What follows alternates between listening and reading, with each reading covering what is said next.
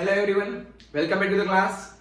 Last time हमने principle of atomic conservation के ऊपर पूरा डिटेल्ड डिस्कशन देख लिया। मतलब प्रिंसिपल ऑफ एटॉमिक कंजर्वेशन कैसे लगाते हैं, कैसे उसके ऊपर से प्रोडक्ट का अमाउंट फाइंड आउट करते हैं, कैसे सीक्वेंशियल रिएक्शन मतलब 1 2 3 4 5 रिएक्शन के बाद प्रोडक्ट मिल रही है उसको कैसे हैंडल करते हैं, वो सारी चीज देख ली। उसके ऊपर क्वेश्चंस देख लिया आपने, डीपीपी में क्वेश्चंस भी कर लिए। डन। उसके बाद एक टॉपिक देखा हमने परसेंटेज यील्ड, मतलब आपको जो प्रोडक्ट मिल रही है वो कितना परसेंट मिल रही है। अगेन मैं बोल रहा हूँ कितना परसेंट मिल रही है, कितना परसेंट प्योर मिल रही है, वो उसके ऊपर से नहीं फाइंड आउट कर सकते। मतलब जो प्रोडक्ट आपको ऑब्टेन हो रही थी आपकी फैक्ट्री में या फिर कोई भी रिएक्टर में, कोई भी रिएक्शन में, जो भी आपको प्रोडक्ट मिल रही थी वो एक्चुअल के कंपैरिजन में कितना परसेंट अमाउंट बन रहा है। एक्चुअली तो 100% बनना चाहिए, लेकिन अगर आपका आंसर 80% आ रहा है मतलब वो 80% बन रहा है। सिंपल। डन। उसके बाद आज आपको डील करना है 3 टॉपिक के साथ। फर्स्ट टॉपिक है empirical formula and molecular formula. Okay. उसके बाद सेकंड टॉपिक है आपका परसेंटेज प्यूरिटी, मतलब आज आप सीखेंगे कि भाई कितना परसेंट प्योर प्रोडक्ट बन रही है। ओके। उसके बाद एक छोटा सा टॉपिक एनालिसिस ऑफ मिक्सचर, मतलब कोई भी मिक्सचर आपको दिया है उसके अंदर कितने अमाउंट में कौन मतलब कितने अमाउंट में जो चीजें आपको पूछ रहे कि भाई एक अलॉय है, अलॉय आप जानते हो मेटल का मिक्सचर होता है या फिर मेटल नॉन मेटल का मिक्सचर होता है, वो अलॉय में कितने अमाउंट में कौन सी चीज है और कुछ डेटा के ऊपर से फाइंड आउट किया जा सकता है, वो आज हम सीखने वाले हैं। क्लियर? तो जल्दी से पेन और कॉपी निकाल लीजिए और मेरे साथ नोट डाउन करना स्टार्ट करें। फर्स्ट टॉपिक है हमारा molecular formula and empirical formula. See, पहले आपको मोलेकुलर फॉर्मूला तो पता है। मोलेकुलर फॉर्मूला क्या होता है? कोई पूछे कि भाई मैग्नीशियम ऑक्साइड का मोलेकुलर फॉर्मूला, तो आप जल्दी बता देंगे MgO, कैल्शियम ऑक्साइड का CaO, सोडियम ऑक्साइड का Na2O, वो सारी चीजें आपको पता है। कार्बन डाइऑक्साइड का CO2, ये सारे मोलेकुलर फॉर्मूलाज हैं। लेकिन ये एम्पिरिकल फॉर्मूला क्या है? तो मैंने यहाँ पे नाम लिखा हुआ है simplest formula. Sir simplest formula क्या होता है? सी इधर देखो, C6H12O6 ये किसका फॉर्मूला है? ग्लूकोज का फॉर्मूला है। अब मैं इस फॉर्मूला में कोई एक स्पेसिफिक नंबर जो सिंपलेस्ट, जो सबको डिवाइड करता हूं, ऐसा एक कॉमन नंबर, इससे मैं तीनों को डिवाइड कर दूं तो इससे मुझे मिल जाएगा एक फॉर्मूला जिसको बोलते हैं CH। यहां पे देखो 6 से डिवाइड कर दूं, C यहां पे 6 डिवाइड बाय 6 मतलब कार्बन तो 1 हो गया, H12 डिवाइड बाय 6 मतलब 2 और O1 CH2O। मैंने 6 नंबर से 6 डिजिट से सबको डिवाइड कर दिया। अगर मैं ऐसा बोलूं कि भाई CH3COOH ये हो गया एसिटिक एसिड या फिर इथेनोइक एसिड का केमिकल फॉर्मूला या फिर मोलेकुलर फॉर्मूला। अब मैं इसको ऐसे लिख सकता हूं क्या? C2H4O2, देखो इसमें काउंट कर लो। अब इसमें सिंपलेस्ट नंबर है 2, तो इसका एम्पिरिकल फॉर्मूला हो जाएगा CH2O। सर ये तो सही मान गया। तो मोलेकुलर फॉर्मूला सेम हो सकता है, सॉरी एम्पिरिकल फॉर्मूला सेम हो सकता है, उसके लिए आपको कोई टेंशन लेने की जरूरत नहीं है। अगर मैं आपको ऐसा बोलूं, ये था सेकंड, ये था फर्स्ट, अगर मैं आपको ऐसा बोलूं कि भाई C2H6 मतलब इथेन, इथेन क्या हो गया? C2H6, इसका एम्पिरिकल फॉर्मूला निकाल, तो इसमें कॉमन डिजिट है 2, तो 2 से 2 डिवाइड हो गया तो 1 और यहाँ पे CH3। अब कई बच्चों को क्वेश्चन होगा, सर यहाँ पे कार्बन की वैलेंसी फुलफिल्ड नहीं है। डोंट वरी, कार्बन यहाँ पे वैलेंसी देखनी ही नहीं है, एक सिंपलेस्ट फॉर्मूला, इसमें आपको कोई चीज नहीं देखनी है। यहाँ पे देखो कार्बन की 3 वैलेंसी, लेकिन ये सिंपलेस्ट फॉर्मूला, इसमें हो सकता है। एक्चुअल फॉर्मूला तो ये मोलेकुलर फॉर्मूला। क्लियर? अब आपको मैं ऐसा पूछूं कि भाई CO2 का molecular formula CO2, carbon dioxide का मोलेकुलर फॉर्मूला CO2, लेकिन एम्पिरिकल फॉर्मूला पूछूं तो अब इसमें तो कोई नंबर है ही नहीं, तो भाई कोई नंबर नहीं है तो वो इटसेल्फ उसका मोलेकुलर फॉर्मूला भी हो जाएगा और एम्पिरिकल फॉर्मूला भी वही हो जाएगा। अब मैं ऐसा पूछूं कि भाई ये ग्लूकोज का मोलेक्यूल है, इसका मोलेकुलर मास कितना है? तो आप बोल देंगे 180, कैलकुलेट कर लो, 180 आंसर आएगा। और अगर मैं ऐसा पूछूं कि इसका मोलेकुलर मतलब इसका मास कितना है, इसके मास को बोलते हैं एम्पिरिकल मास। क्या बोलते हैं? इसका आएगा 30, 12 + 2 14 + 16 30, तो एम्पेरिकल फॉर्मूला जो होता है उसका जो मास होता है उसको बोलते हैं एम्पेरिकल मास, और जो मोलेक्युलर फॉर्मूला होता है उसका जो मास होता है उसको बोलते हैं मोलेक्युलर मास। चलो, तो आपको ये चीज क्लियर हो गई होगी कि भाई मोलेक्युलर मास क्या है, एम्पेरिकल मास क्या है। अब अगर मैं ऐसा पूछूं कि इन दोनों के बीच में रिलेशन क्या है तो देखो भाई बहन तो है नहीं, रिलेशन क्या है वो देखना है। तो 30 इंटू 6 करो तो ये आ जाए। आपने जिस नंबर से डिवाइड किया था उस नंबर से उसके एम्पेरिकल मास को मल्टीप्लाई करो तो मोलेक्युलर मास मिल रहा है। तो इसके ऊपर से मैं एक छोटा सा फॉर्मूला बना सकता हूं जो ये इस टाइप के क्वेश्चन करने में आपको हेल्प करेगा। कौन सा फॉर्मूला? तो देखो ये मैं ऐसा बोलूं कि भाई molecular mass is always equal to something into empirical mass। कोई ना नहीं बोल सकता है इसके ऊपर। Molecular mass is equal to something into empirical mass. हो सकता है सर, पॉसिबल है। यहाँ पे लिख रहा है देखो, empirical mass into something is equal to molecular mass. हो सकता है। अब मैं ऐसा फॉर्मूला बना सकता हूं क्या? इसको मैं 6 से मल्टीप्लाई करूं, इसको 6 से मल्टीप्लाई करूं तो C6H12O6। तो मैं ऐसा फॉर्मूला भी बना सकता हूं। Molecular formula is always equal to something into empirical formula. बस, तो ये दोनों को नोट डाउन कर लीजिए, दोनों आपको बहुत ही हेल्प करने वाले हैं। सारे क्वेश्चन में इसकी जरूरत पड़ेगी। इसके कैसे टाइप के क्वेश्चन है वही तो मेनली आपको सीखना है। टॉपिक में तो कुछ नहीं है। इसको मतलब कोई भी नंबर से काट दो, मतलब सिंपलेस्ट फॉर्मूला, फिर एम्पिरिकल फॉर्मूला मिल जाएगा, उसको वही नंबर से मल्टीप्लाई करो तो मोलेकुलर फॉर्मूला मिल जाएगा।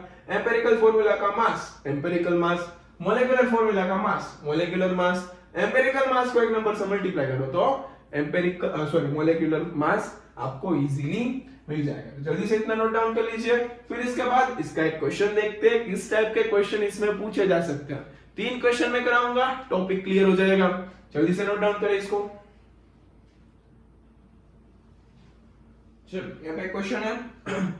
इसमें देखो आपको कुछ डेटा गिवन है। पहले मैं आपको स्टेप्स प्रोवाइड करता हूँ ऐसे टाइप के क्वेश्चन को कैसे डील करें।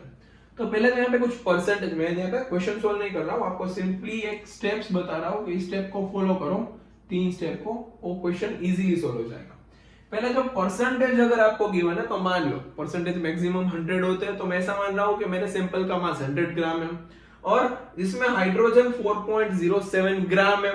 परसेंटेज को ग्राम में मान लो, क्वेश्चन सोल्व हो जाएगा। अगर आपको ग्राम दिया है तो कोई इश्यू नहीं है। तो पहला क्वेश्चन है परसेंटेज को, अगर परसेंटेज है तो उसको ग्राम में एज्यूम कर लो। सेकेंड क्वेश्चन, जो आपको ग्राम मिल रहा है मतलब जो मास मिल रहा है उसमें से आप उसको मोल में कन्वर्ट करो, वो भी हो जाएगा, वो भी आपको आता है। मोलर मास से या फिर एटॉमिक मास से डिवाइड कर दो। उसके बाद जो आपको मोल मिलेगा उसका सिंपलेस्ट रेशियो ले लो। सिंपलेस्ट रेशियो मतलब आपको सिंपलेस्ट रेशियो मिलने के बाद उसमें से ऑटोमेटिकली एम्पेरिकल फॉर्मूला मिल जाएगा। मैं क्वेश्चन सोल्व कर रहा हूं, देखना एक बार। सी फर्स्ट आपको एक टेबल बनाना है। टेबल के अंदर कैसे लिखना है मैं क्वेश्चन थोड़ी देर में इरेज कर दूंगा, तो ये स्टेप और ये क्वेश्चन लिख लेना एक बार। और यहाँ पे मोलेकुलर मास गिवन है, इसके परसेंटेज गिवन है, फाइंड आउट करना है हमें एम्पेरिकल एंड मोलेकुलर फॉर्मूला। तो फर्स्ट कॉलम में लिखो एलिमेंट,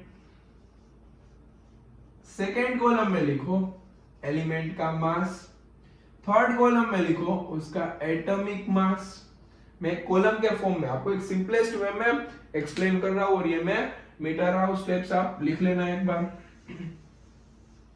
फिर जो आपको एटॉमिक मास मिलेगा, मास और एटॉमिक मास को डिवाइड करने पे आपको मोल मिल जाएगा। मोल को आप सिंपलेस्ट रेशियो में लिख दो, सिंपलेस्ट रेशियो यहाँ पे आ जाएगा मोल, उसके बाद सिंपलेस्ट रेशियो। क्लियर? मतलब आपको यहाँ पे एम्पेरिकल फॉर्मूला मिल जाएगा। सी में कैसे कर रहा हूं, पहले मैं यहाँ पे एलिमेंट लिख रहा हूं, कौन कौन से है, हाइड्रोजन, फिर क्लोरीन एंड कार्बन, 3 है तो हाइड्रोजन, कार्बन एंड क्लोरीन। तीनों लिख लिया। हाइड्रोजन का मास 4.07% है तो मैं उसको 4.07 मान रहा हूं, तो यहाँ पे लिख दिया मैंने 4.07। यहाँ पे कार्बन का मास है कुछ 24.27 और क्लोरीन का मास है 71.05। अगर मेरे पास 100 ग्राम सैंपल है तो ये टोटल 100 ग्राम हो जाएगा, देख लेना। फिर हाइड्रोजन का एटॉमिक मास 1, कार्बन का एटॉमिक मास 12 और क्लोरीन का एटॉमिक मास 35.5। ओके, अब given mass upon molar mass या फिर मास अपॉन एटॉमिक मास को मोल्स मिल जाएंगे, तो इन दोनों को डिवाइड करने पे मोल्स मिलेंगे 4.07 एटॉमिक मास अपॉन एटॉमिक मास। 24.27 को 12 से डिवाइड करने पे आपको आंसर मिल जाएगा कुछ 2.02, अप्रोक्सीमेटली 2.02 और 71.05 को 35.5 से डिवाइड करने पे आपको आंसर मिल जाएगा 2.02। ये देख लेना। अब सिंपलेस्ट रेशियो कैसे निकालना है, इसको मैं अप्रोक्सीमेटली 4 मान लेता हूं, ऐसा ही मिलेगा आपको हर एक क्वेश्चन में। इसको मैं अप्रोक्सीमेटली 2 मान लेता हूं और इसको भी अप्रोक्सीमेटली मैं 2 मान लेता हूं। अब इन तीनों में से सबसे छोटा नंबर कौन सा है, देखो तो यहाँ पे 2 सबसे छोटा नंबर है, तो तीनों को वो स्मॉलेस्ट नंबर से जो छोटा नंबर है उसको तीनों को डिवाइड कर दो। 4 डिवाइड बाय 2 हो जाएगा 2, 2 डिवाइड बाय 2 हो जाएगा 1 और 2 डिवाइड बाय 2 हो जाएगा 1। इट मींस हाइड्रोजन आपके पास 2 है, कार्बन आपके पास 1 है और क्लोरीन भी आपके पास 1 है।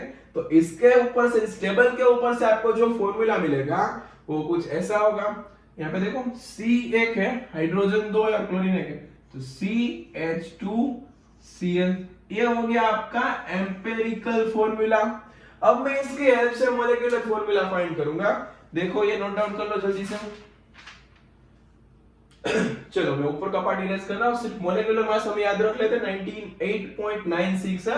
ये क्वेश्चन हम मिटा देते हैं यहां से।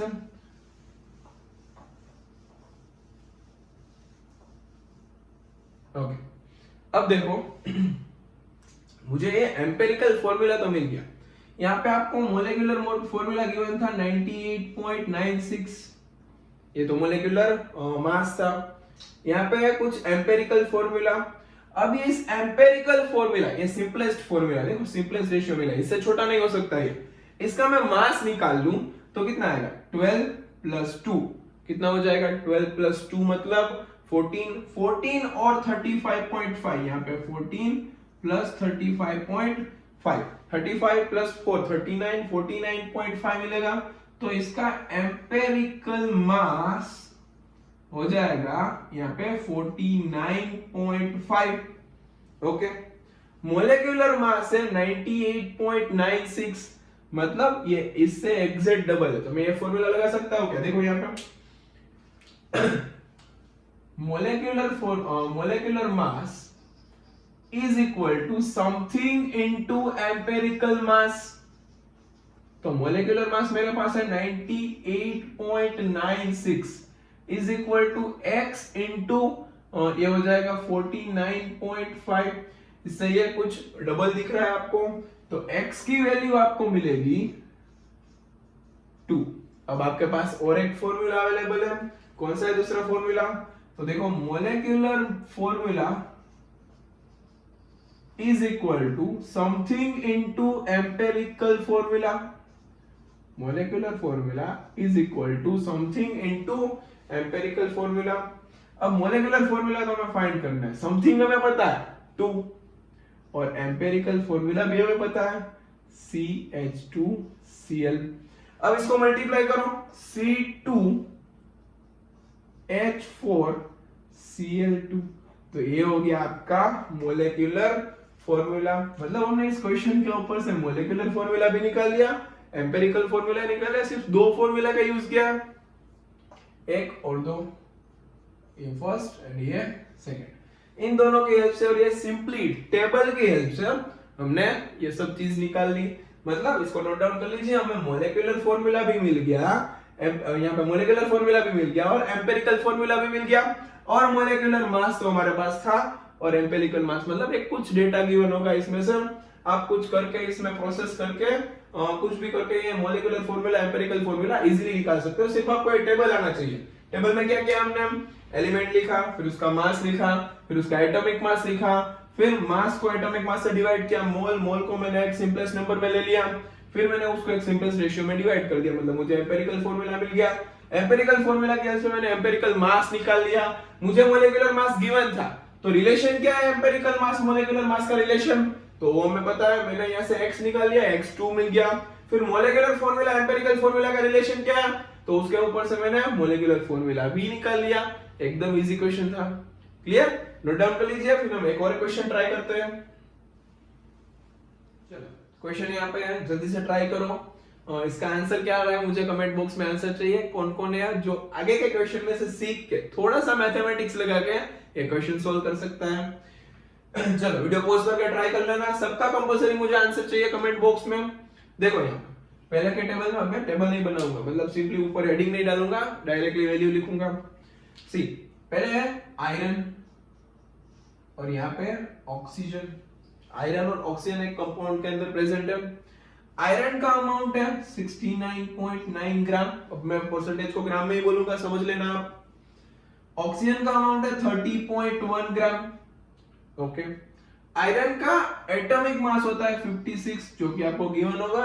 आयरन का बहुत ही फेमस है, जो आपको याद कर लेना चाहिए मेरे अकॉर्डिंग। और ऑक्सीजन का एटॉमिक मास कितना होता है 16। अब देखो कई बच्चे गलती करते हैं, सर ऑक्सीजन है, O2 लेना है, O लेना है, यहाँ पे O ही लेना है और यहाँ पे 16 रखना है। क्लियर, अब 69.9 को 56 से आपको डिवाइड करना है, तो आपको आंसर मिलेगा 1.24, मतलब मैंने मोल्स निकाल लिए। फिर 30.1 को 16 से डिवाइड करना है, तो आंसर आपको मिल जाएगा 1.88, मतलब ये भी मैंने मोल्स निकाल लिए। अब मोल में देखो यहाँ पे तो कुछ अप्रोक्सीमेशन करने जैसा नहीं आ रहा है, तो क्या करना चाहिए, तो पहले तो 1.24 है और यहाँ पे 1.88 है। जो हम एक्चुअली करते हैं, इन दोनों में जो छोटा है उससे दोनों को डिवाइड करो। मोल के बाद क्या करते थे, मतलब जो मोल मिल जाता है उसके बाद हम अप्रोक्सीमेशन करके उस तीनों में सबसे जो छोटा नंबर है उससे सबको डिवाइड करते थे। तो इन दोनों में सबसे छोटा कौन है 1.24, तो 1.24 से दोनों को डिवाइड करो। 1.24 डिवाइड बाय 1.24 1, और 1.88 डिवाइड बाय 1.24 हो जाएगा आपका 1.5। अभी भी सिंपलेस्ट रेशियो नहीं मिल रहा है, तो भाई जो यहाँ पे मैंने क्या लिखा, पहले एलिमेंट, एलिमेंट के बाद मैंने क्या लिखा, उसका मास, उसके बाद मैंने क्या लिखा, उसका एटॉमिक मास, उसके बाद मैंने जो रेशियो निकाला, मतलब उसको मैं सिंपलेस्ट रेशियो बोल सकता हूं। यहाँ पे देखो मैंने क्या निकाला, पहले मोल्स, मोल्स के बाद ये हो गया सिंपलेस्ट रेशियो। अब एक चीज आप कर सकते हो, अगर आपके पास ऐसा कुछ प्रॉब्लम आ जाए, लास्ट कॉलम होती है वोल नंबर रेशियो, वोल नंबर रेशियो। अगर यहाँ पे कोई पॉइंट में आंसर दे रहा है आपको, तो उसको आप 2 से मल्टीप्लाई करिए, या फिर नियरली, मतलब जो 1.5 जल्दी से मिट रहा है, 1.5 1 जा तो 1.5 होगा। अगर मैं 1.5 2 जा करूं तो ये 3 हो जाएगा, और इसको भी 2 से मल्टीप्लाई कर दो, मतलब ये हो जाएगा 2। देखो दोनों को मैंने 2 से मल्टीप्लाई करके वोल नंबर रेशियो में कन्वर्ट कर दिया। तो ऐसे क्वेश्चन आपके सामने है तो वो आपको डील करने आने चाहिए कि भाई सिंपलेस्ट रेशियो तक तो सही था, सिंपलेस्ट रेशियो में क्या करना होता है, तो भाई यहाँ पे देखो एलिमेंट का नाम लिखो, फिर इसका मास लिखो, फिर एटॉमिक मास लिखो। अब मैंने यहाँ पे कौन सी प्रोसीजर की, तो number of moles is equal to given mass upon atomic mass या फिर मोलेकुलर मास। अभी मोलेकुलर मास तो नहीं बोल सकते हैं, मतलब एटॉमिक मास। फिर जो भी आपको वैल्यू मिलेगी मोल्स की, उस मोल्स को जो सबसे छोटा नंबर है, मतलब मैं ऐसा बोल सकता हूं लीस्ट नंबर, लीस्ट वैल्यू है जिसकी, उसके साथ सबको डिवाइड कर दो तो मिल जाएगा सिंपलेस्ट रेशियो। और अगर आपको ये आंसर पॉइंट में मिल रहा है डिवाइड करने के बाद, देन आपको उसे 2 से मल्टीप्लाई करो, मतलब वो वोल नंबर रेशियो में कन्वर्ट हो जाएगा। अब वोल नंबर रेशियो में कन्वर्ट होने के बाद हमें देखो सिंपली क्वेश्चन तो मुझे सही था, एम्पिरिकल फॉर्मूला देखो Fe2O3, मतलब ये आयरन का ऑक्साइड है। यहाँ पे iron, oxygen, iron 2 time, oxygen 3 time, मतलब मुझे फॉर्मूला मिल गया Fe2O3। ये आपका आंसर हो गया सिंपली। तो एम्पिरिकल फॉर्मूला आप इसकी हेल्प से इजीली निकाल सकते हो। ये भी आपके एनसीईआरटी का ही क्वेश्चन था। एनसीईआरटी में बहुत कुछ सिखाती है, सारी चीजें एनसीईआरटी ने ही सिखाई है। मतलब Fe2O3 इसका मॉलिक्यूलर एम्पिरिकल फॉर्मूला हो गया। देखो ये छोटा, इससे आप छोटा नहीं कर सकते क्योंकि हमें पॉइंट में आया था, आगे चले गए, फिर भी कुछ फर्क नहीं पड़ा। बस तो ये थोड़ा सा बेसिक मैथमेटिक्स आपको लगाना चाहिए। और लास्ट कॉलम के बारे में आपको पता नहीं था तो मैंने वो बता दिया। क्लियर? जल्दी से नोट डाउन कर लीजिए, फिर एक आध क्वेश्चन और ट्राई करते हैं। वेपर डेंसिटी के बारे में सीखते हैं, ये नोट डाउन कर लीजिए। ओके, यहाँ पे 2 क्वेश्चन है जिसमें नीचे का क्वेश्चन थोड़ी देर के लिए नहीं देखना है, ऊपर का क्वेश्चन देखना है। ऊपर के क्वेश्चन को ऑब्जर्व करो। एक कंपाउंड है, इसका मॉलिक्यूलर वेट 90 है, इसका एम्पिरिकल फॉर्मूला CH O2 है, then molecular formula find out करना है।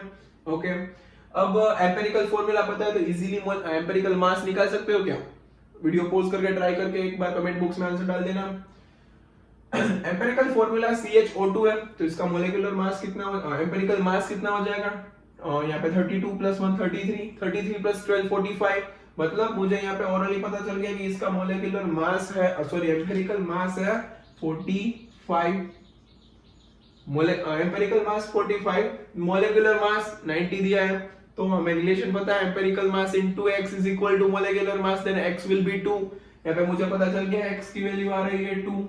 ओके, अब यहाँ पे यहाँ पे देखो मॉलिक्यूलर मास दिया था वो निकाल गया, x की वैल्यू मिल गई। एम्पिरिकल फॉर्मूला पता है, रिलेशन भी पता है, empirical formula into x = molecular formula.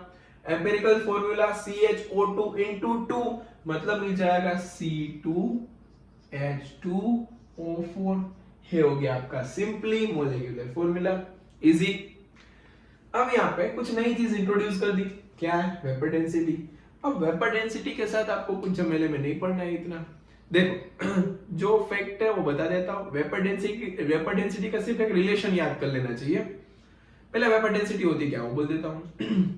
Vapour density मतलब एक डेंसिटी है हाइड्रोजन की रिस्पेक्ट में, जो भी आपका सब्सटेंस गिवन है उसका, मतलब जो भी आपका सब्सटेंस यहाँ पे गिवन होगा उसके वेपर फेज की जो डेंसिटी होती है वो हाइड्रोजन के रिस्पेक्ट में निकालो, उसकी जो वैल्यू मिलती है उसको बोलते हैं वेपर डेंसिटी। लेकिन हमें कुछ नहीं करना है, मैं सिर्फ आपको एक छोटा सा रिलेशन बता रहा हूँ। केमिस्ट्री में वेपर डेंसिटी सिर्फ ये सारे क्वेश्चंस में यूज होती है, बाकी कहीं पे यूज नहीं होती। 11th 12th दोनों स्टैंडर्ड में।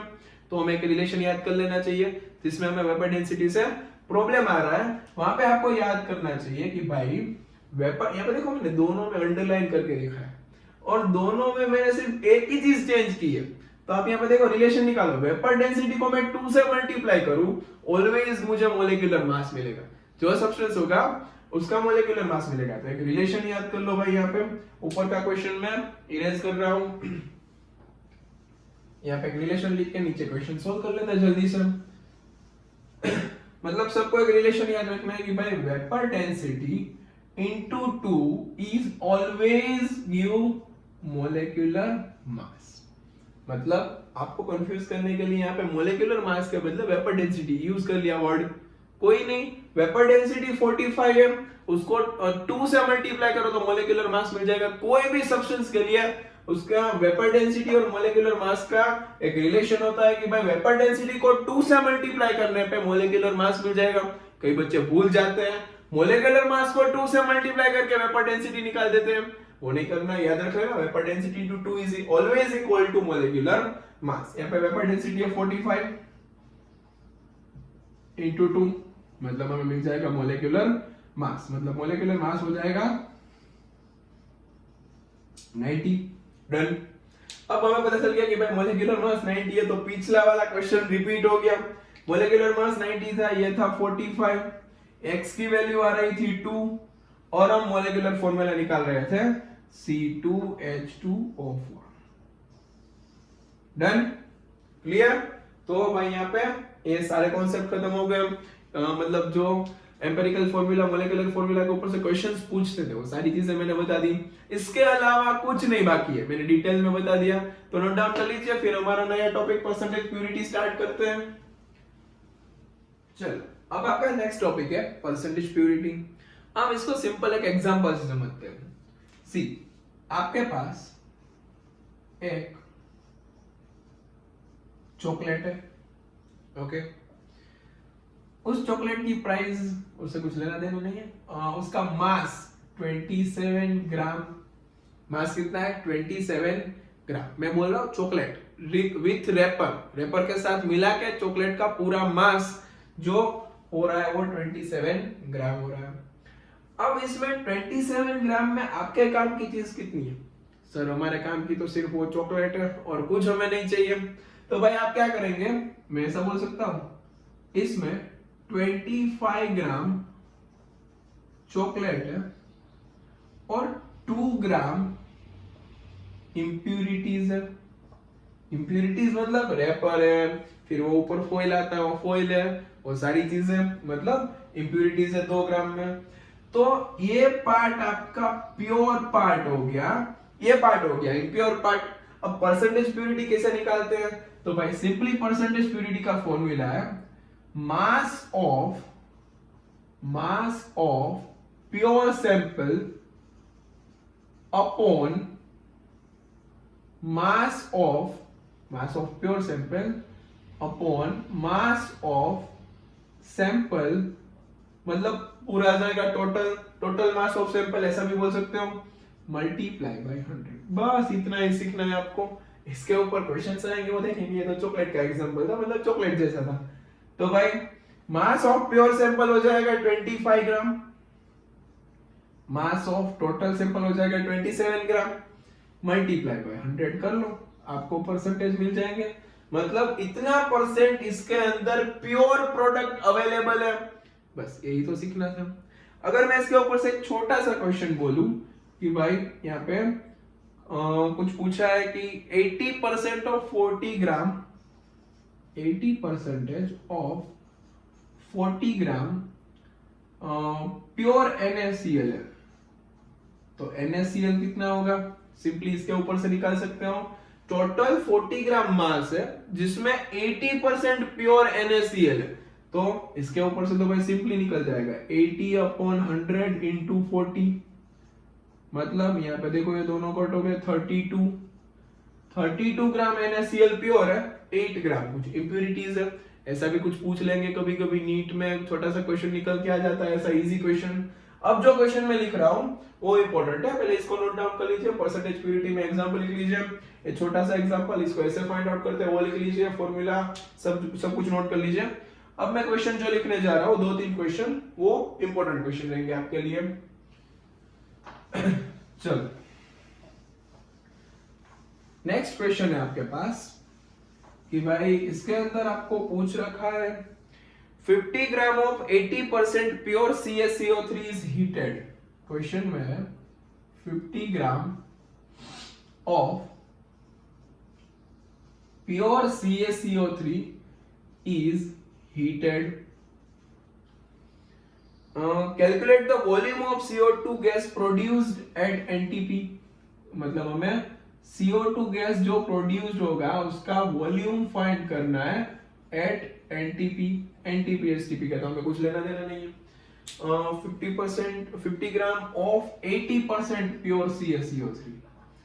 अब देखो यहाँ पे इस क्वेश्चन में है तो स्टोइकियोमेट्री वाला इक्वेशन और कुछ है नहीं, लेकिन यहाँ पे कुछ चेंज कर दिया। 50 gram of 80% pure CaCO3, total sample का मास कितना है CaCO3 का? टोटल 50 ग्राम है, लेकिन उसमें 80% ही प्योर है, तो आपको जो प्योर पार्ट है उसके साथ ही डील करना है। तो पहले निकाल लो भाई 80% ऑफ 50, मतलब 80/100 इंटू 50, मतलब ये निकल के आ जाएगा 40 ग्राम। अब रिएक्शन रखा दो, CaCO3 on heating gives CaO plus CO2, ये सारी चीजें तो हमें पता है। रिएक्शन बैलेंस है कि नहीं देख लो, कैल्शियम कार्बन 3 कार्बन 1 ऑक्सीजन 3, मतलब सारी चीजें बैलेंस है। अब हमारे पास ये है 40, इसका मोलर मास होता है 100, मतलब ये मोल्स निकल के आ गए। इसके मोल्स हमें फाइंड आउट करने हैं, तो भाई मोल अपॉन स्टोइकियोमेट्री रेशियो लगा दो, ये हमें फाइंड आउट करना है। मोल अपॉन स्टोइकियोमेट्री रेशियो इसके अंदर लगा दो। मोल अपॉन स्टोइकियोमेट्री रेशियो क्या आएगा? इसका 0 कट हो जाएगा 0.4, मतलब मैं सिंपली ऐसा बोल सकता हूं कि भाई 0.4/1 is equal two moles of CO2 upon 1, मतलब दोनों का स्टोइकियोमेट्री रेशियो तो सेम ही है 1:1, मतलब ऊपर मैंने मोल्स लिख दिया, तो यहाँ से मोल्स ऑफ CO2 निकल के आ गया 44, सॉरी 0.4 मोल्स किया, मतलब मोल्स का फॉर्मूला क्या था, वॉल्यूम अपॉन 22.4 एसटीपी एनटीपी दोनों के लिए। यहाँ से वॉल्यूम निकल के आ जाएगा आपके पास 8.96 लीटर। अब अगर आप इस 80% को ध्यान ना दें, ऐसे ही क्वेश्चन को सॉल्व कर दें, तो उसका ऑप्शन भी अवेलेबल होता है। वहां पे एबीसीडी 4 ऑप्शन होता है ना, वहां पे ये भी होता है, वो भी अवेलेबल होता है। मतलब पहले जो प्योर सैंपल है उसका पार्ट निकाल दो, फिर जो कैलकुलेशन आपको पता है, ये सारी चीज तो आप बेसिक जानते हो, तो नोट डाउन कर लीजिए। एक चीज बतानी थी वो मैंने बता दी, कैसे क्वेश्चन आया तो भाई परसेंटेज निकाल के उसके बाद कैलकुलेट करो, ये नोट डाउन कर लीजिए। फिर एक क्वेश्चन अच्छा है, मैं इसके बाद लिख रहा हूं। चलो इस क्वेश्चन को किसी को ट्राई करना है तो कर सकते हो।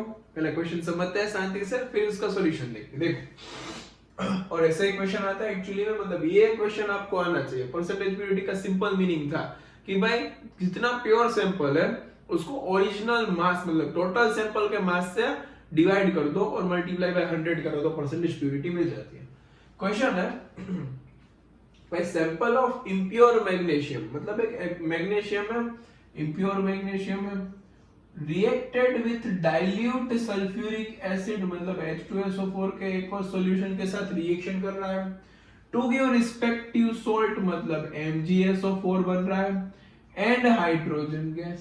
सिंपल, रिएक्शन को बैलेंस कर लेते हैं, magnesium balance, hydrogen balance, sulphur balance, oxygen balance, मतलब हमें कुछ करने की जरूरत नहीं है ना। ऐसा कुछ पूछा है, if 1 gram of impure sample gave 298.6 cc of hydrogen, 1 cc is equal to 1 ml, मतलब ये सिर्फ ml में ये सिंपल दिया है, आपको कंफ्यूज करने के लिए लिखा है। मतलब हमें इतना पता है कि भाई हाइड्रोजन गैस 298.6 cc मतलब ml में मिल रहा है। अब मैं ऐसा मतलब ऐसा लगा सकता हूं सिंपली, देखो यहाँ पे 1 मोल मैग्नीशियम 1 मोल हाइड्रोजन दे सकता है स्टोइकियोमेट्री के अकॉर्डिंग। अब यहाँ पे कितने मोल हाइड्रोजन मिले तो उसके लिए मैग्नीशियम कितना रिक्वायर्ड होगा वो हम फाइंड आउट कर सकते हैं क्या, सिंपली देखो। अब ये था ml में, मैं लीटर में कन्वर्ट नहीं कर रहा हूं, नीचे जो 22.4 लिखते हैं उसको मैं 22400 लिख दे रहा हूं, मतलब हमें मिल जाएंगे moles of hydrogen gas. Moles of hydrogen in दोनों को डिवाइड करने पे आपको मिलेगा 0.0133, मे बी यही है, चेक कर लेना, हमें तो सिर्फ इससे मतलब है, डिवीजन करने से इतने मोल मिलते हैं। अब 1 मोल से 1 बन रहा है तो 0.0133 बना है, तो इसका 0.0133 मोल्स मैग्नीशियम का रिक्वायर्ड हुआ, मतलब रिक्वायर्ड होगा, सिंपल। अब इतने मोल्स मैग्नीशियम रिक्वायर्ड है तो कितना ग्राम रिक्वायर्ड है वो भी मैं फाइंड आउट कर सकता हूं। देखो moles is equal to given mass upon molar mass, ये हो गए moles. Moles as it is, molar mass magnesium को होता है 24 इज इक्वल टू 0.0133 और प्लस में भी एक 3 है, मतलब यहाँ पे molar mass sorry given mass of magnesium मिल जाएगा आपको। इन दोनों का डिवीजन कर लेना है, मतलब सॉरी यहाँ पे इन दोनों का मल्टीप्लिकेशन कर लेना है, मतलब आपको सिंपली यहाँ पे इसका मास मिल जाएगा और उसकी वैल्यू आती है 0.3199 ग्राम।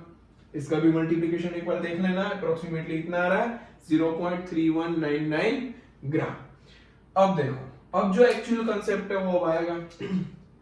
एक्चुअली मुझे मैग्नीशियम इतना ही यूज हो रहा है, एक्चुअली मैग्नीशियम इतना ही यूज हो रहा है 0.3199, ये 1 ग्राम तो इम्प्योर था, इम्प्यूरिटी तो रिएक्ट नहीं करेगी, रिएक्ट कौन करेगा, मैग्नीशियम के साथ इम्प्यूरिटी होगी, तो इम्प्यूरिटी तो रिएक्ट करके प्रोडक्ट नहीं देगी, कुछ बाय प्रोडक्ट देगी, ये प्रोडक्ट तो इम्प्यूरिटीज में से नहीं मिलने वाली। और इम्प्यूरिटीज में होता क्या है, कुछ अलग कंपाउंड्स, कुछ अलग आयंस, कुछ अलग एलिमेंट्स, एटम्स, कुछ भी हो सकता है। लेकिन एक्चुअली मैग्नीशियम इतना यूज होता है वो हमें पता है, एक्चुअली इतना ग्राम मैग्नीशियम यूज होता है, बाकी का कुछ रिएक्ट नहीं किया। 1 ग्राम में से टोटल कितना था सैंपल हमारे पास, देखो 1 ग्राम ऑफ इम्प्योर सैंपल, इसमें से मैग्नीशियम तो इतना ही यूज हुआ, मतलब एक्चुअली रिएक्शन के अकॉर्डिंग मैग्नीशियम इतना ग्राम यूज होना चाहिए, लेकिन यहाँ पे 1 ग्राम दिया, इट मींस उसके अंदर कुछ इंप्योरिटीज भी प्रेजेंट है, बाकी का जो मास होगा वो इंप्योरिटीज होगी। तो यहाँ पे परसेंटेज प्यूरिटी मुझे निकालनी होगी तो क्या करना पड़ेगा, तो कि जो मास आपको ऊपर दिया है मतलब प्योर सैंपल का मास अपॉन टोटल मास 1 ग्राम, इन दोनों को डिवाइड करके मल्टीप्लाई बाय सिंपली 100 कर दो, मतलब आंसर आ जाएगा 31.99%। मतलब आप जो सैंपल यूज कर रहे हो वो सैंपल आपका सिर्फ 32% अप्रोक्सीमेटली, यहां पे लिख सकते हो अप्रोक्सीमेटली 32% ही प्योर है। रिएक्शन के अकॉर्डिंग इतना मैग्नीशियम यूज होना चाहिए। अगर और कुछ भी आप मतलब आप सैंपल में डाल रहे हो तो भाई वो इंप्यूरिटी के फॉर्म में चला जाएगा, वो रिएक्शन नहीं करेगा या और सिंपली रिएक्शन को डिस्टर्ब करेगा, रिएक्शन के रेट को कम करेगा। 32% ही आपको यहाँ पे प्रोडक्ट की प्यूरिटी मिलेगी अगर आप इस हिसाब से जाएंगे तो। क्लियर, मतलब यहाँ पे सिर्फ क्या है, मैग्नीशियम इतना ही मतलब इतना मोल यूज होता है, आप यहाँ पे 1 ग्राम यूज कर रहे हो, इतना ग्राम यूज नहीं करना है, सिर्फ 0.3199 ग्राम यूज करो और बाकी की सारी जो इंप्यूरिटी है उसको निकाल दो कुछ प्रोसेस करके, ताकि वो आपको डिस्टर्ब ना करे रिएक्शन में। तो बस यही था परसेंटेज प्यूरिटी का कॉन्सेप्ट। मैंने पूरा बोल दिया, मतलब जो भी था वो। अब अगर आपको समझ में नहीं आया तो 2-3 बार रिवाइंड करके देखो, थोड़ा सा कॉम्प्लिकेटेड टॉपिक तो है, मतलब अच्छे से समझ लेना एक बार। मैंने बोल दिया सारी चीजें कवर कर दी, इसमें कुछ बाकी नहीं है। क्लियर, नोट डाउन कर लीजिए, इसके क्वेश्चंस आपको डीपीपी में मिल जाएंगे। अब हमारा नेक्स्ट टॉपिक है एनालिसिस ऑफ मिक्सचर, उसके ऊपर 2 क्वेश्चन करेंगे, मतलब वो तो क्वेश्चन के ऊपर से ही समझ में आएगा। क्लियर, ये नोट डाउन कर लीजिए, फिर मैं 2 क्वेश्चन स्टार्ट कर रहा हूं। चलो अब अपनी कॉपी में एनालिसिस ऑफ मिक्सचर करके टॉपिक डाल देना। एनालिसिस ऑफ मिक्सचर में क्या करना है, आपके पास 1 ग्राम अलॉय है जिसमें मैग्नीशियम एंड एल्यूमिनियम रिएक्ट है, मतलब ऐसा कुछ मिक्सचर देगा आपको। मिक्सचर में से पूछा होगा कि इसमें किसका कितना कंपोजिशन है, मतलब 1 ग्राम में मैग्नीशियम कितना है और 1 ग्राम में एल्यूमिनियम कितना है, कुछ डेटा गिवन होगा। 1.12 लीटर हाइड्रोजन गैस इसमें फॉर्म हो रहा है when these two are reacts with hydrochloric acid. तो भाई कैसे करें, तो देखो मैं यहाँ पे जो स्टेप्स फॉलो कर रहा हूँ उसको स्ट्रिक्टली अच्छे से देखो, पहले वीडियो को शांति से देखना, फिर अपनी कॉपी में लिखना, मतलब यहाँ पे अच्छे से पहले ऑब्जर्व कर लो कैसे मैं क्वेश्चन कर रहा हूँ। सी, पहले मैं यहाँ पे रिएक्शन लिख रहा हूँ। अब एल्यूमिनियम और मैग्नीशियम दोनों HCl के साथ रिएक्ट कर रहे हैं, तो पहले एल्यूमिनियम को मैं HCl के साथ रिएक्ट करवाऊं तो इसमें से बनेगा AlCl3 plus hydrogen gas. Okay, अगर मैं मैग्नीशियम को भी रिएक्ट करवाऊं तो उसमें से भी बनेगा MgCl2 प्लस हाइड्रोजन गैस। अब दोनों में से हाइड्रोजन गैस निकल रहा है। अब हमारे पास तो दोनों मिक्सचर है, 1 ग्राम है और दोनों मिक्सचर के फॉर्म में। अब दोनों में से हाइड्रोजन गैस निकलेगा, मैं ऐसा बोल सकता हूं इन दोनों में जो हाइड्रोजन गैस निकलेगा उसका टोटल 1 ग्राम में से निकलता होगा। अगर भाई इन दोनों को मैं रिएक्ट करवाऊं तो दोनों को मिक्स करके रिएक्ट करो HCl के साथ, तो जो टोटल H2 गैस निकलेगा वो इन दोनों का सेपरेट करके इन दोनों को एडिशन करने के बराबर ही तो होगा भाई। तो टोटल मुझे 1.12 लीटर हाइड्रोजन मिल रहा है, मतलब मैं इसको बोल सकता हूँ 1.12 अपॉन 22.4 लीटर मुझे, मतलब 1.12 अपॉन 22.4 मोल्स मुझे हाइड्रोजन मिल रहे हैं। अगर मैं कुछ भी करके इन दोनों के मोल्स खोज लूं, फाइंड आउट कर लूं और इसके मोल्स को सामने रखते इक्वालिटी में रख दूं तो मुझे कुछ वैल्यू मिलेगी। देखो कैसे करना है। सपोज पहले इस रिएक्शन को बैलेंस करो। एल्यूमिनियम यहाँ पे देखो क्लोरीन 3 है, मतलब यहाँ पे 2 कर देते 6 हो जाएगा। यहाँ पे 6 मतलब हाइड्रोजन बैलेंस, यहाँ पे 3 और यहाँ पे एल्यूमिनियम, मतलब सारी चीजें बैलेंस हो गई। यहाँ पे देखो ये बैलेंस हो गया 1 2 1 1, यहाँ पे सारी चीजें बैलेंस है। अब टोटल 1 ग्राम है तो मैं इसका मास एज्यूम कर लूं x ग्राम और इसका एज्यूम कर लूं 1 माइनस x ग्राम। दोनों का मिक्सचर है 1 ग्राम, इसको मैंने x एज्यूम कर लिया तो नीचे वाले को मैं 1 माइनस x इजीली बोल सकता हूं ना। 2 से 3 बनता है, देखो यहाँ पे x अपॉन 27 हो जाएगा इसके मोल्स। x तो मैंने इसका ग्राम एज्यूम किया है तो भाई मोल्स कितने रहेंगे x by 27। 2 से 3 बनता है तो x by 27 से कितना बनेगा 2 से 3, देन x by 27 से 3x by 27 into 2 इतना बनेगा। सिंपली आप कैलकुलेशन कर सकते हो। 2 से 3 देन x by 27 से 3x by 27 into 2, 1 से 1 तो 1 माइनस x से 1 माइनस सॉरी एक से एक तो यहाँ पे आ जाएगा 24, क्योंकि ये ग्राम थे मैंने मोल्स में कन्वर्ट कर दिया। एक से एक तो 1 माइनस एक्स अपॉन 24 से 1 माइनस एक्स अपॉन 24। अब मुझे ये दोनों मोल्स के फॉर्म में मिल गए, ये भी मोल्स ऑफ हाइड्रोजन, ये भी moles of hydrogen. Moles of hydrogen का एडिशन करूं तो टोटल मोल्स ऑफ हाइड्रोजन निकल के आ जाएंगे। टोटल मोल्स ऑफ हाइड्रोजन देखो यहाँ पे मैं एक इक्वेशन लिख रहा हूं, देखना 3x upon 54 plus 1 minus x upon 24, इन दोनों को मिक्स करने पे टोटल कितना हाइड्रोजन रिलीज हो रहा है, तो क्या 1.12 अपॉन 22.4 लीटर, तो ये भी देखो मोल्स हो गए।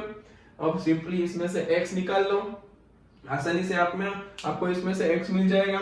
एलसीएम ले लो, फिर कैलकुलेशन करो, x की वैल्यू निकल के आएगी आपके पास यहाँ पे x हमने एज्यूम किया था, चलो एल्यूमिनियम को, तो मैं एल्यूमिनियम का मास मिल जाएगा यहाँ पे 0.6 ग्राम और मैग्नीशियम का मास मिल जाएगा 0.4 ग्राम। इसमें से x आप निकाल सकते हो, इतना मैथमेटिक्स आपको पता है। सिंपली मैंने आपको एक रास्ता बता दिया, क्या करो जो भी चीज गिवन है उसको कुछ रिएक्शन में से निकाल के इक्वालिटी में डाल दो। मिक्सचर में यही करना है ऑलवेज। यहाँ पे देखो मिक्सचर ही था, मैग्नीशियम एल्यूमिनियम का दोनों का मिला के 1 ग्राम था, तो दोनों का मिला के 1 ग्राम ही है, लेकिन मैंने इसका एज्यूम करके इसको मोल में कन्वर्ट किया, फिर हाइड्रोजन गैस कितना मिल रहा है वो मैंने स्टोइकियोमेट्री से फाइंड किया, फिर दोनों को मैंने एडिशन करके टोटल मोल्स के सामने रख दिया और इसमें से x निकल गया, तो मुझे x निकल के आ गया भाई 0.6। मतलब हमें पता चल गया कि एल्यूमिनियम 0.6 ग्राम बनेगा और मैग्नीशियम 0.4 ग्राम। नोट डाउन कर लीजिए और इसको सोल्व कर लेना, आंसर आ जाएगा 0.6 ग्राम इजीली। क्लियर? इसका एलसीएम लेके आप सोल्व कर सकते हो इजीली। नोट डाउन कर लीजिए। ओके, अब यहाँ पे आपके सामने क्वेश्चन है, क्वेश्चन को देखो अच्छे से, ऑब्जर्व करो, फिर आंसर कमेंट बॉक्स में डालने की ट्राई करो। मैं यहाँ पे क्वेश्चन सोल्व करने जा रहा हूँ, वीडियो पॉज करके एक बार ट्राई कर लेना। On heating 2 gram mixture of sodium carbonate and bicarbonate. अब कोई है ऐसा जिसको सोडियम कार्बोनेट बाइकार्बोनेट नहीं पता तो प्लीज भाई 10th में जाओ, एक बार घूम के बुक को एक बार पलट के आ जाओ वापस, मतलब पता चल जाएगा कि भाई सोडियम कार्बोनेट बाइकार्बोनेट क्या है। सोडियम कार्बोनेट मतलब होता है Na2CO3 और सोडियम बाइकार्बोनेट मतलब होता है NaHCO3। ओके, अब इसका मिक्सचर है वो कितना है, वो 2 ग्राम है, सिर्फ इतना बोला है। इसको हीट करने पे 0.11 ग्राम CO2 मिल रहा है। मिक्सचर को हीट करने पे 0.11 ग्राम CO2 गैस मिल रहा है। तो भाई मिक्सचर का कंपोजिशन क्या होगा वो आपको पूछा है, तो सिंपली पहले मैं इसको हीट करूं और इसको भी हीट करूं, तो आपको इतना बेसिक नॉलेज होना चाहिए कि इसको हीट करने से कुछ रिलीज नहीं होता। जैसे CaCO3 का सर हीट करते तो CaO प्लस CO2 मिलता है, तो इसमें से सर कुछ नहीं मिलता भाई। Na2CO3 का थर्मल डिकम्पोजिशन पॉसिबल नहीं है, नोट में डाल देना, 10th में आ गया होगा एक आध बार। NaHCO3 को हीट करने पे Na2CO3 plus CO2 plus H2O मिलता है। इसका मतलब मुझे जो यहाँ पे 0.11 ग्राम CO2 मिला है वो पूरा CO2 यहीं से आया होगा, मतलब इसमें से ही आया, यहाँ पे तो कुछ रिलीज ही नहीं हो रहा। तो मैं इसको बैलेंस करके इसमें से CO2 और इसके मोल्स को मैं इक्वालिटी में रख के कर सकता हूँ। तो इस रिएक्शन को कुछ करने की जरूरत नहीं है, अभी इसको बैलेंस करते हैं। चलो ये रिएक्शन बैलेंस हो गई, 2 सोडियम 2 कार्बन 6 ऑक्सीजन और 2 हाइड्रोजन, तो सारी चीजें 3 + 2 5 + 1 6, यहाँ पे 2 और यहाँ पे 2, सारी चीजें बैलेंस है। अब मैं इसके x ग्राम एज्यूम कर रहा हूं, तो इसके मोल्स हो जाएंगे x अपॉन ये सोडियम का 23 + 1 10 24 24 + 12 26 36 36 और 48 84। चलो तो इसका मोल्स हो गया 84 x/84। इसका मास मैंने x एज्यूम किया, टोटल 2 ग्राम था, तो इसका मैं 2 - x ग्राम एज्यूम कर लेता हूं। इसके मोल्स के साथ कुछ करने की जरूरत नहीं, क्योंकि उसके साथ हमें डील ही नहीं करना है, नीचे के रिएक्शन के साथ ही डील करना है। अब देखो इसके 2 से इसका 1 बनता है, लेकिन यहाँ पे कितना बना है वो हम देख लेते हैं। 0.11 अपॉन 44 मोल्स इसके बन चुके हैं। ओके, अब सिंपली इन दोनों के साथ मतलब यहाँ पे रिलेशन लगा दो कि भाई यहाँ पे 2 से 1 बनता था। अब मैं ऐसा बोल सकता हूं यहाँ पे 1 बना है तो यहाँ पे कितना रिक्वायर्ड होगा, तो यहाँ पे 1 बना है तो यहाँ पे कितना रिक्वायर्ड होगा, ये ऐसा बोल सकता हूं मैं सिंपली। तो यहाँ पे कैलकुलेट कर लो सिंपली ऊपर कि भाई 0.11 अपॉन 44 ऊपर लिखते हैं, 1 को 2 चाहिए, मतलब 1 बनने के लिए 2 चाहिए थे। देन 0.11 अपॉन 44 बनने के लिए कितना चाहिए होगा, 0.11 अपॉन 44 बनने के लिए कितना चाहिए होगा, तो भाई 0.11 अपॉन 44 बनने के लिए 0.11 इंटू 2 अपॉन 44 इतना मोल्स ये रिक्वायर्ड होगा। और हमारे पास ये है, मतलब इसको और इसको मैं इक्वालिटी में रख दूं और इसमें से x निकाल लूं, तो देखो मैं यहाँ पे कर रहा हूं इतना हमें मिल रहा है, मतलब इतना हमारे पास है और इतना रिक्वायर्ड होगा, ये दोनों तो इक्वालिटी में रहेंगे ऑलवेज। देखो इसमें से x निकाल लो, x की वैल्यू आपको इजीली मिल जाएगी, x की वैल्यू मिलेगी आपको 0.42 ग्राम, तो आपको ये रिक्वायर्ड होगा 0.42 ग्राम और ये रिक्वायर्ड होगा 2 माइनस 0.42 ग्राम, मतलब 1.58 ग्राम ये और 0.42 ग्राम ये आपके मिक्सचर में अवेलेबल है। सिंपली एक बार रिवाइज करते देखो, Na2CO3 का कुछ डिकम्पोजिशन नहीं होगा, इसका डिकम्पोजिशन होगा, ये चीज बनेगी। इंपॉर्टेंट था यहाँ पे स्टोइकियोमेट्री, कंफ्यूज हुआ है तो एक बार देख लेना, मैं एक बार रिवाइज कराने वाला हूँ। देखो इसके 2 से इसका 1 बनता है, सिंपल। इसका 1 बनाने के लिए 2 रिक्वायर्ड है, ऐसा भी बोल सकता हूं। अगर इसका इतना बना है तो इसका कितना रिक्वायर्ड होगा, देखो इसका 1 बनाने के लिए 2 रिक्वायर्ड था, 1 बनाने के लिए 2 रिक्वायर्ड था, तो 0.11 अपॉन 44 बनाने के लिए कितना रिक्वायर्ड होगा, 0.11 इंटू 2 अपॉन 44 रिक्वायर्ड होगा और हमारे पास उतना ही है, मतलब x/84 उसके बराबर हो जाएगा, ये रिक्वायर्ड और ये है, मतलब इन दोनों के बराबर में ले लिया। देखो इसके सामने मत डाल देना, क्वेश्चन हो जाएगा गलत। समझ में आ रही है बात, मतलब कितना रिक्वायर्ड है वो खोजो, हमारे पास ये है लेकिन कितना रिक्वायर्ड है वो खोजो। मतलब यहां से मुझे पता चल गया कि भाई इन दोनों को इतना 0.42 ग्राम NaHCO3 बनेगा और Na2CO3 1.58 ग्राम होगा। एक बार वीडियो रिवाइंड करके देख लेना, मैंने पूरी एफर्ट लगा दी, आपको पता चलना चाहिए कि भाई कैसे कैसे रिलेट करते हैं, ये काम का था। एक बार और बोल देता हूं, देखो 1 बनाने के लिए 2 रिक्वायर्ड थे, इतने बनाने के लिए कितने रिक्वायर्ड होंगे, यूनिटरी मेथड लगाओ, इतने रिक्वायर्ड होंगे। अगर इतने रिक्वायर्ड होंगे तो इतने ही है हमारे पास, x/84 को हम थोड़ी ना कुछ अलग बोल सकते, उतने ही होंगे हमारे पास, क्योंकि रिएक्शन तो कंप्लीटली हो रहा है। मतलब इसको मैंने इक्वालिटी में रख के 0.42 ग्राम निकाल लिया और मुझे पता चल गया कि भाई मिक्सचर में 0.42 ग्राम NaHCO3 और 1.58 ग्राम क्या है Na2CO3। मतलब अच्छे से क्वेश्चन कंप्लीट हो गए और आज का लेक्चर भी खत्म हो गया। थोड़ा सा कॉम्प्लिकेटेड था, ये सारी चीजें 2-3 बार वीडियो देखने पड़ेंगे, मतलब आपको पता चल जाएगा। क्लियर, चलो ये लिख लेना एक बार और डीपीपी आपको मिल जाएगी, अच्छे से देख लेना, डीपीपी सोल्व कर लेना, क्वेश्चन क्लियर हो जाएंगे। क्लियर, चलो बाय बाय।